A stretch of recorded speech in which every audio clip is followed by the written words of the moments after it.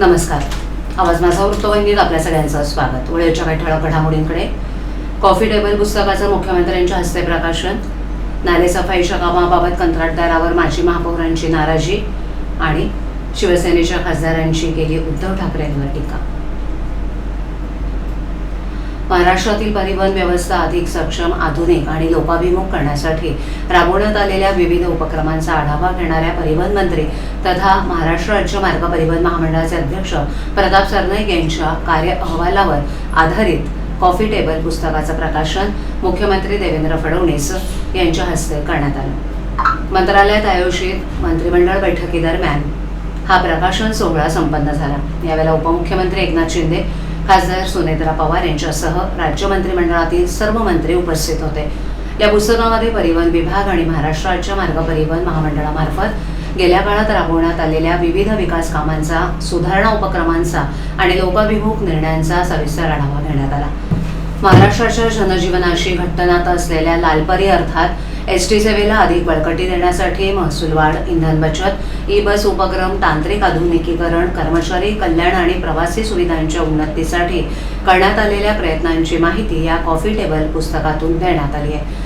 तसंच वाहन परवाना आणि नोंदणी प्रक्रियेत डिजिटल पारदर्शकता, स्वयंचलित वाहन चाचणी केंद्रांची उभारणी, रस्ते सुरक्षा जनजागृती मोहीम, वाहतूक नियमांची प्रभावी अंमलबजावणी आणि नागरिकाभिमुख सुधारणा यांचाही समावेश करण्यात आला.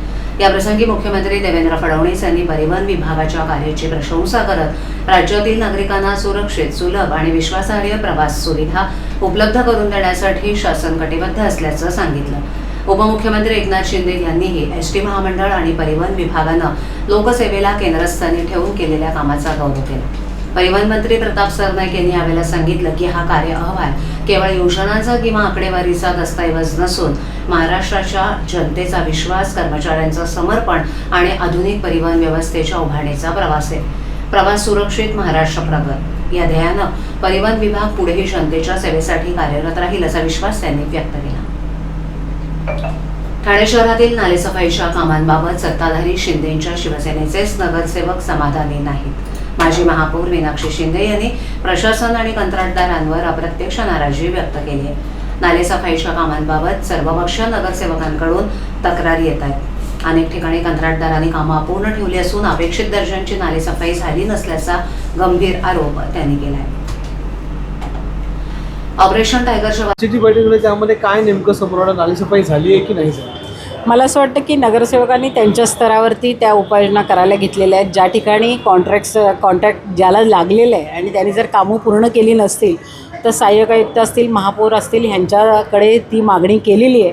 आणि नाला संपूर्ण, कारण मला माहिती आहे की कॉन्ट्रॅक्टर वर्षानुवर्षे पहिला पाऊस पडण्याची वाट बघत असतात, कारण त्यांचं अर्धं काम सोपं होऊन जातं. पण बऱ्याच ठिकाणी त्यांनी नालेसफाई केलेली नाही हे दिसून येते आणि सर्व पक्ष याच्यासाठी मला असं वाटतं विरोधातच बोलतील. अल निनोचा इफेक्ट होणार आहे पाऊस कमी पडला तर. पार्श्वभूमीवर राज्यातील राजकारण तापलं असतानाच शिवसेना पक्षाचे खासदार नरेश म्हस्के यांनी पत्रकारांशी बोलताना उद्धव ठाकरेंवर टीका केली आहे. सरदार घरात बसणारा असेल तर सैन्य त्याला सोडून जातं असा टोला लगावत ठाकरे गटाच्या खासदारांपासून कार्यकर्त्यांपर्यंत अनेक जण त्यांना सोडून जाण्यामागचं कारण त्यांनीच शोधावं असं त्यांनी म्हटलंय. राज्यात ऑपरेशन टायगरची जोरदार चर्चा असून यात शिवसेना पक्षाचे 7 खासदार उपमुख्यमंत्री एकनाथ शिंदे यांचे असून ते पक्षप्रवेश करणार असल्याची चर्चा आहे. शिवसेना शिंदे गट पक्षाच्या नेत्यांकडून तसे दावेही करण्यात येत आहेत. एकूणच ऑपरेशन टायगरच्या पार्श्वभूमीवर राज्यातील राजकारण तापलं असतानाच त्यावर प्रतिक्रिया देताना शिवसेना पक्षाचे खासदार नरेश म्हस्के यांनी माजी मुख्यमंत्री उद्धव ठाकरेंवर टीका केली. उद्धव ठाकरे यांचे केवळ खासदारच नव्हे तर आमदार, नगरसेवक आणि कार्यकर्तेही नाराज असून अनेक जण त्यांची साथ सोडत आहेत. याचं कारण आम्हाला विचारण्यापेक्षा त्यांनाच विचारायला हवं अशी टीका खासदार म्हस्के यांनी केली. एखादा खासदार आपल्या मतदारसंघातील कामांसाठी केंद्र सरकारमधील मंत्र्यांना भेटत असेल तर त्यात गैर काय आहे? संबंधित मंत्री हे महाराष्ट्रामधील मंत्री असून मतदारसंघातील प्रश्न घेऊन त्यांच्याकडे जाणं स्वाभाविक आहे. त्यानंतर जर कोणी उद्धव ठाकरे यांची साथ सोडत असेल तर त्यासाठी आम्हाला जबाबदार धरता येणार नाही असंही म्हस्के म्हणाले. स्वर्गीय बाळासाहेब ठाकरे यांच्या हिंदुत्वाच्या विचारांना सोडून उद्धव ठाकरे काँग्रेससोबत गेले, पण शिवसैनिकांची विचारधारा हिंदुत्वाची आहे. त्यांना काँग्रेसच्या विचारांशी कधीही आपुलकी वाटू शकली नाही. तर दुसरीकडे उपमुख्यमंत्री एकनाथ शिंदे हे हिंदुत्वाच्या विचारांसाठी आणि कार्यकर्त्यांसाठी 24 तास काम करत असल्यानं अनेक जण त्यांच्याशी जोडले जात आहेत. त्यासाठी आम्हाला ईडी किंवा सीबीआयची धमकी देऊन त्यांना पक्षात घेण्याची गरज नाही, असंही त्यांनी स्पष्ट केलं. काय माहितीये का, संजय राऊत म्हणाले राडा होईल, अरविंद सावंत म्हणाले व्हीप लागू केला. अहो, हा व्हीप जी अँटी डिफेक्शन लॉ आहे, 10वी अनुसूची संविधानामध्ये, व्हीपचं उल्लंघन केल्यास कारवाई होते. ते कुठे होते माहितीये का? प्रामुख्याने संसदेचं जे कामकाज असतं ना, आणि विधिमंडळातील संसदेतलं मतदान, या संदर्भात हा व्हीप लागू होतो. महत्वाच्या विधेयकांवरती जे मतदान होतं त्यावेळी अविश्वासाचा ठराव, विश्वासदर्शकाचा ठराव, सरकार अर्थसंकल्प, विनियोग विधेयक, अशा काही गोष्टींवर हा व्हीप लागू होतो. संसदेच्या अंतर्गत कामावरती हा व्हीप लागू होतो 10वी अनुसूचीनुसार. कशाला धमक्या देत आहे? एवढे काय कोण दुधकुळे नाही आहे तो. सगळ्यांना कायदा कळतो, फक्त अरविंद सावंतांनाच कळतो असं नाही. पक्षाच्या बाहेरील कामकाजासंदर्भात हा व्हीप लागू होत नाही. त्याच्यामुळे या पोकळ धमक्या जे काही त्या खासदारांना देत आहेत, शिवीगाळी करून झालं, आता हे नको त्या धमक्या देत आहेत. ते खासदार म्हणाले का आम्ही पक्ष बदलतोय, आम्ही तुम्हाला सोडतोय? कशाला धमक्या देत आहे? खोट्या खोट्या धमक्या कशाला देत आहे? थोडा कायद्याचा अभ्यास करा आणि नंतर कृतीमध्ये आणा. जिल्ह्यातील पाणी टंचाईची समस्या कमी करण्याबरोबरच भूजल पातळीत वाढ घडवून आणण्यासाठी जलयुक्त शिवार अभियान 2.0, गाळमुक्त धरण आणि गाळयुक्त शिवार तसंच नाला खोलीकरण आणि रुंदीकरणाच्या कामांना अधिक गती देण्याचे निर्देश जिल्हाधिकारी डॉक्टर श्रीकृष्ण पांचाळ यांनी दिलेत. जलसंधारणाशी संबंधित विविध योजनांचा सविस्तर आढावा घेत जिल्ह्यातील सर्व कामं गुणवत्तापूर्ण आणि वेळेत पूर्ण करण्यावर भर देण्यात आलाय. जिल्हाधिकारी डॉक्टर श्रीकृष्ण पांचाळ यांच्या अध्यक्षतेखाली त्यांच्या दालनात मंगळवारी मृद आणि जलसंधारण विभागाची महत्त्वपूर्ण आढावा बैठक पार पडली. या बैठकीला ठाणे जिल्हा जलसंधारण अधिकारी तसंच संबंधित विभागाचे वरिष्ठ अधिकारी उपस्थित होते. बैठकीत जिल्ह्यात सुरू असलेल्या विविध जलसंधारण योजनांच्या प्रगतीचा सविस्तर आढावा घेण्यात आला. जलयुक्त शिवार अभियान 2.0 अंतर्गत ठाणे जिल्ह्यात एकूण 1374 कामं प्रस्तावित करण्यात आली असून त्यापैकी तब्बल 1311 कामं पूर्ण झाली आहेत. ही प्रगती सुमारे 95.4% इतकी असून विविध विभागांच्या समन्वयातून 44 कोटी 14 लाख रुपयांच्या निधीचं प्रभावी नियोजन करून कामांना गती देण्यात आली आहे. त्याचबरोबर प्रधानमंत्री कृषी सिंचन योजना पाणलोट विकास घटक 2.0 अंतर्गत शहापूर तालुक्यातील 5 ग्रामपंचायतींमधील 9 गावांमध्ये विविध विकास कामं राबवण्यात येत आहेत. या योजनेअंतर्गत 763.59 लाख रुपये खर्चाच्या एकूण 208 कामांपैकी 183 कामं यशस्वीरित्या पूर्ण झाली आहेत. विशेष म्हणजे ग्रामीण भागातील महिला बचत गटांना 108.40 लाख रुपयांचा निधी थेट वितरित करण्यात आलाय. राज्य शासनानं कायमस्वरूपी राबवण्याचा निर्णय घेतलेल्या गाळमुक्त धरण आणि गाळयुक्त शिवार तसंच नाला खोलीकरण आणि रुंदीकरण या महत्त्वपूर्ण योजनांचाही सविस्तर आढावा घेण्यात आला.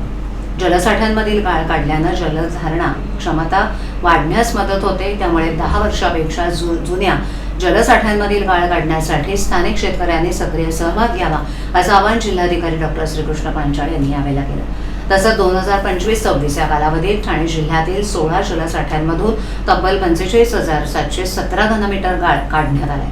आगामी 2026-27 साठी जिल्ह्यातील 68 कामांना प्रशासकीय मान्यता मिळाली असून येत्या 15 जुलैपूर्वी आणखी 20 कामं पूर्ण करण्याचं नियोजन करण्यात आलं.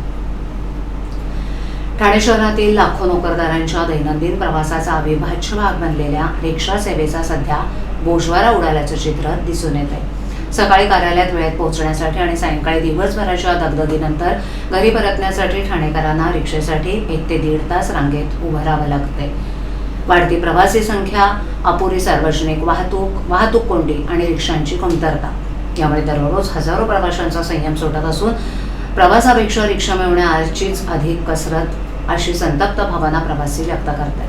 वाघ एस्टेट परिसरातील औद्योगिक कंपन्या, IT कार्यालय आणि व्यावसायिक आस्थापनांमध्ये काम करण्यासाठी ठाण्यासह मुंबई, नवी मुंबई आणि परिसरातील विविध शहरांमधून मोठ्या प्रमाणावर नोकरदार दररोज ये-जा करतात. त्यामुळे सकाळी 8 वाजल्यापासूनच ठाणे रेल्वे स्थानक परिसरात रिक्षेसाठी प्रचंड गर्दी पाहायला मिळते. ठाणे रेल्वे स्थानकाबाहेरील गावदेवी, बिकेबीन आणि चेंदणी कोळीवाडा हे रिक्षांचे प्रमुख थांबे आहेत. मात्र सकाळी आणि संध्याकाळी या सर्व ठिकाणी रिक्षा मिळवण्यासाठी प्रवाशांना बराच वेळ प्रतीक्षा करावी लागते. वागळे इस्टेट भागात जाण्यासाठी गावदेवी येथील बिकेबीन परिसरातून शेअर रिक्षेची सुविधा उपलब्ध असली तरी या ठिकाणाहून टीएमटी बस, खासगी वाहनं आणि रिक्षांची एकाच वेळेला मोठ्या प्रमाणावर ये-जा होत असल्यानं वाहतूक व्यवस्थेवर प्रचंड ताण येतो. त्यातच रिक्षा वेळेवर उपलब्ध होत नसल्यानं प्रवासी रिक्षांच्या शोधात इकडे तिकडे फिरताना दिसत आहेत. परिणामी या परिसरात गोंधळाचं वातावरण निर्माण होऊन वाहतूक कोंडी आणखीन वाढते. प्रत्येक रिक्षा थांब्यावर सकाळी 8 ते 10 या वेळेत मोठ्या प्रमाणावर प्रवासी रिक्षेच्या प्रतीक्षेत उभे असतात. वागळे इस्टेटकडे जाणाऱ्या प्रवाशांची संख्या सर्वाधिक असल्यानं या मार्गांवर सर्वाधिक गर्दी होत असते. तसंच चेंदणी कोळीवाडा इथून कशळी, काल्हेर आणि भिवंडीकडे जाणाऱ्या प्रवाशांनाही रिक्षांच्या टंचाईचा सामना करावा लागतोय. शिवाय अनेक रिक्षा चालक प्रवाशांना भाडं नाकारत असल्याच्या तक्रारी वाढल्या आहेत.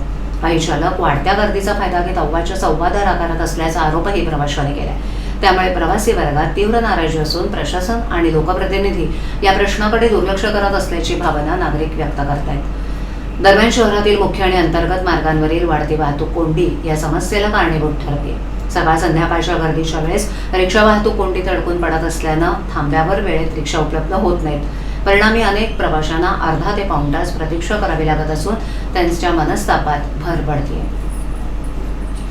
नियमितपणे वाहतूक कोंडीत अडकलेल्या घोडबंदर रोडवरील विविध अपघातांमध्ये गेल्या 16 महिन्यात 27 जणांचा मृत्यू झालाय. त्यामुळे या मृत्यूमार्गाला वीर शिमाजी अप्पा यांचं नाव देऊन त्यांचा अवमान का करता, असा संतप्त सवाल करत या रस्त्याचं नामांतर यमलोक मार्ग असं करावं असा उपरोधिक टोला राष्ट्रवादी काँग्रेस शरदचंद्र पवार पक्षाचे जिल्हाध्यक्ष मनोज प्रधान यांनी केलाय.